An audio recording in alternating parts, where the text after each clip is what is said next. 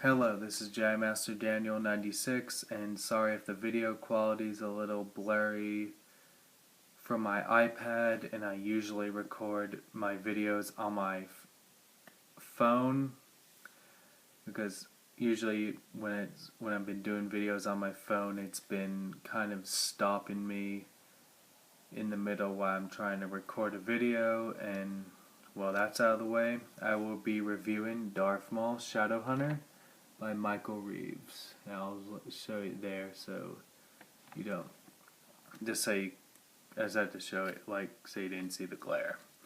And what did I think of this book? I thought the book was a pretty solid read. I think it's a pretty good read.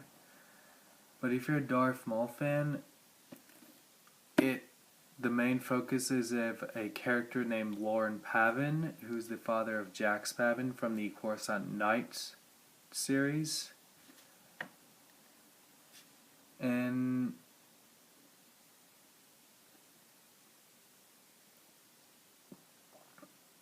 the book is set not that far before the events of the Phantom Menace, because it also mentions the Trade Federation blockade over Naboo, which happens in the Phantom Menace.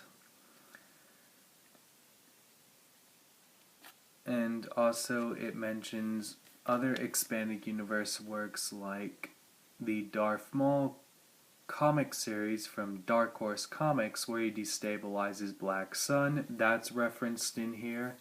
And also there's a Tales of the Jedi reference when they mention about the double-bladed lightsaber, which Exar Kun wielded in Tales of the Jedi. And the double-bladed lightsaber made its first appearance in Tales of the Jedi before Darth Maul was invented in Star Wars Episode 1, The Phantom Menace. So that's a fun fact right there. And the characters in this book are the main leads of this book are Darth Maul and Lauren Pavin. And also you have Darth Sidious in this book. Then you have a character named Darsha. And you have a character name, and then you have a protocol droid named I-5. And also Obi-Wan makes a few appearances in this book, but him and Darth Maul don't cross paths. I think this book is one of the reasons that gave us more Darth Maul. I wasn't really a big fan of them with Dave Filoni bringing Darth Maul back into the Clone Wars and then having him live around the events of the Rebels TV series, but that's why I'd rather, this I think really gave us more Darth Maul in this book, which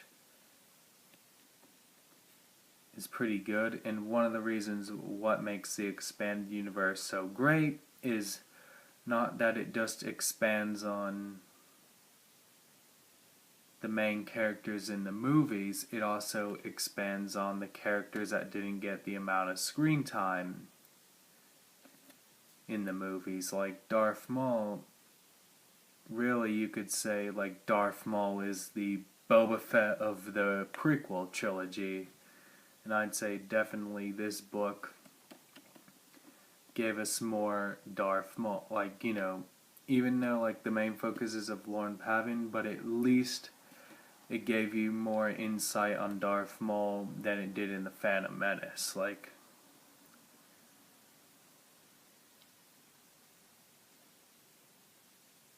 Which is pretty good. And what else?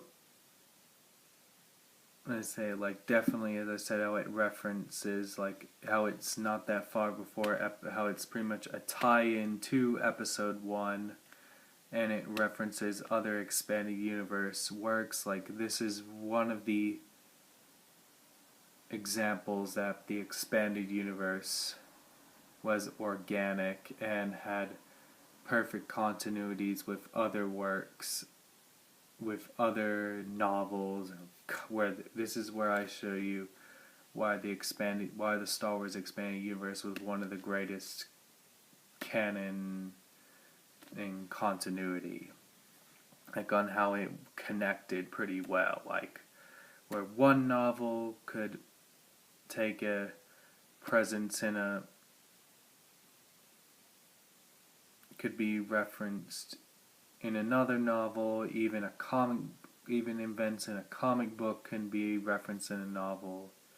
Like, this is definitely one of those examples of where the expanded universe has perfect continuity, which that's always the great bits of the expanded universe, is the continuity between other works and the movies. And what else I have to say about this book is, like, definitely, like, it's like how I say it's a tie into episode 1. It's, more like the setup to episode 1. I feel like, even though people, like, Phantom Menace is one of the Star Wars movies that gets criticized a lot, like I think definitely it did the prequel the criticisms of the Phantom Menace justice. Like, also another good reason of the expanded universe, it definitely does the prequel trilogy criticisms justice. I mean, if you're asking, there is no Jar Jar, so I mean that's pretty much why people criticize the Phantom Menace. But this makes it clear for your understanding. I mean, this book is kind of like also a good defense for the prequel, for the Phantom Menace. Like, it helps clears things up on, I guess what people would criticize with the Phantom Menace. Like, so it's a good way, I guess, to go read the books and maybe to help you clear some things up and get more insight. And I'd say, yeah, definitely, I'd recommend this book, and I would probably give it about on a scale of 1 to 10, probably an 8 out of 10, maybe. Like, because I was expecting it to focus on Darth Maul, with the title, but, it is a pretty good read.